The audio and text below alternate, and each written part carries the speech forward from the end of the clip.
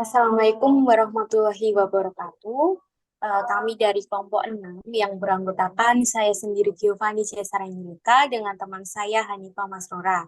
Di sini kami akan mempresentasikan hasil progres proyek kami, paper kami dengan judul Laser sebagai aplikasi teori BOR di bidang kesehatan dan industri. Kemudian untuk progresnya itu terdapat pendahuluan di mana yang melatar belakangi dari artikel ini itu ada pengertian laser, kemudian ada dampak dari bidang kesehatan dan bidang industri. Untuk pengertian laser sendiri itu merupakan teknologi revolusioner yang telah mengubah berbagai aspek kehidupan manusia, mulai dari aplikasi medis hingga penggunaan dalam industri.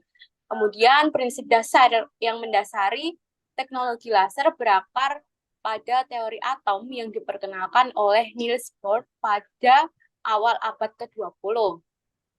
Dan teori Bohr ini memberikan gambaran tentang struktur atom dan bagaimana elektron bertransisi antara tingkat energi yang berbeda yang menjadi landasan bagi fenomena emisi terstimulasi mekanisme utama di balik operasi laser. Kemudian untuk dampak dalam bidang kesehatan itu meningkatkan efisiensi dan efektivitas berbagai prosedur medis. Dan teknologi ini digunakan dalam bedah laser, terapi laser untuk penyembuhan luka dan pengurangan nyeri, serta dalam diagnostik medis melalui teknik pencitraan canggih. Dan keunggulan utama laser dalam dunia medis itu terletak pada kemampuannya untuk melakukan tindakan dengan presisi tinggi, mengurangi resiko kerusakan jaringan di sekitarnya, dan yang terakhir mempercepat proses penyembuhan. Untuk di dalam bidang industri, laser telah menjadi alat penting dalam berbagai proses manufaktur. Penggunaan laser untuk pemotongan dan pengelasan material memberikan keuntungan berupa ketepatan, kecepatan, dan kemampuan untuk bekerja dengan bahan yang sangat keras. Selain itu, laser juga digunakan dalam pembuatan dan pengerjaan mikro, seperti pada produksi sirkuit mikro dan perangkat semikonduktor, serta dalam teknologi pemetaan dan pengukuran presisi tinggi seperti LIDAR. Sehingga makalah ini akan membahas hubungan antara teori Bohr dan teknologi laser, serta mengeksplorasi aplikasi praktis laser di bidang kesehatan dan industri. Dengan memahami dasar teori yang mendasari dan melihat penerapannya yang luas, kita dapat menghargai kontribusi besar teknologi ini dalam memajukan berbagai sektor dan meningkatkan kualitas hidup manusia. Kemudian untuk rumusan masalah dari artikel kali ini ada 3, yaitu yang pertama, bagaimana hubungan antara teori atom Niels Bohr dan prinsip kerja teknologi laser. Kemudian yang kedua, bagaimana aplikasi praktis laser di bidang kesehatan dan industri. Dan yang terakhir, ada bagaimana kontribusi teknologi laser terhadap kemajuan berbagai sektor dan peningkatan kualitas hidup manusia. Kemudian, mengapa kami memilih artikel dengan judul ini? Tentunya bertujuan untuk menjelaskan hubungan antara teori atom Niels Bohr dan prinsip kerja dari teknologi laser, serta untuk mengidentifikasi dan mengevaluasi aplikasi praktis laser di bidang kesehatan serta industri.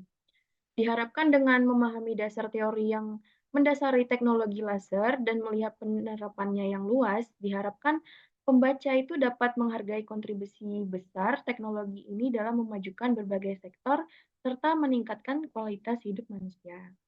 Kemudian, untuk metode penelitiannya, kami menggunakan metode penelitian studi literatur, yang dimana dilakukan dengan mengumpulkan dan menganalisis informasi dari berbagai sumber literatur terkait topik yang dibahas, termasuk jurnal ilmiah, buku referensi, artikel daring, dan publikasi terpercaya lainnya.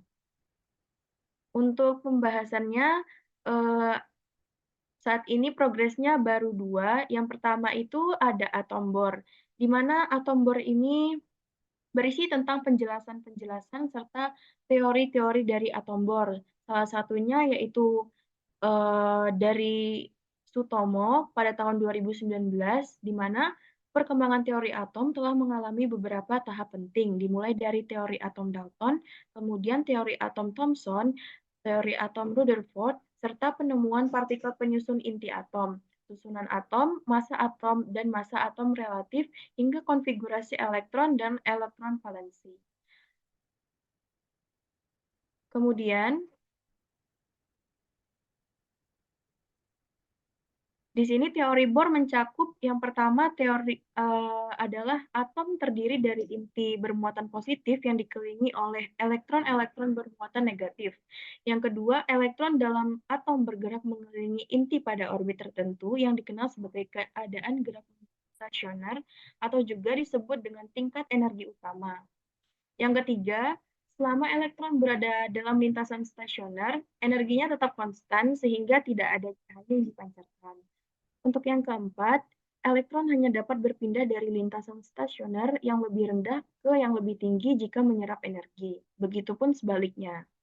Kemudian untuk yang kedua, di sini ada pembahasan mengenai pengertian serta sejarah laser, di mana laser sendiri merupakan cahaya yang diperkuat melalui proses emisi. Kemudian di sini ada sejarah laser. Pada tahun 1917, Albert Einstein memperkenalkan sebuah konsep baru dalam fisika, yaitu konsep pancaran terstimulasi. Dan selanjutnya itu juga masih sejarah-sejarah dari laser sendiri. Sementara itu, progres dari kami.